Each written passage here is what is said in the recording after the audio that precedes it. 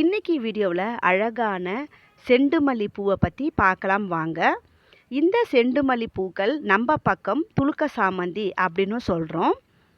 இந்த பூக்கள் பார்க்குறதுக்கே ரொம்ப அழகாக இருக்கும். நான் ஒரு நித்தியமல்லி தொட்டிக்குள்ளே இதனுடைய விதைகளை போட்டு வச்சுருந்தேன்.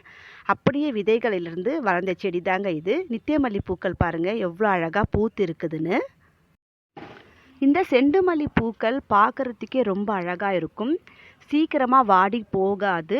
10 நாள் ஆனாலும் நல்லா பெருசாக ஃப்ரெஷ்ஷாக அப்படியே இருக்குங்க. ஒரே ஒரு பூ கிடைச்சாலும் அதோடைய விதைகள் இருந்து நிறைய செடிகளை நம்ம உருவாக்கலாம். தை பட்டத்தில் போட்ட செடி இது.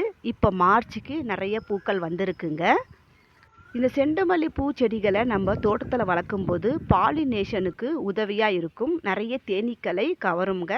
இது ஒரு நர்சரி வீடியோ. இந்த மாதிரி அழகான வீடியோஸ் எல்லாம் பார்க்கணும்னா என்னோட சேனலை சப்ஸ்கிரைப் பண்ணிக்கோங்க. உங்களோட ஃப்ரெண்ட்ஸுங்களுக்கும் ஷேர் பண்ணுங்கள். தேங்க்யூ.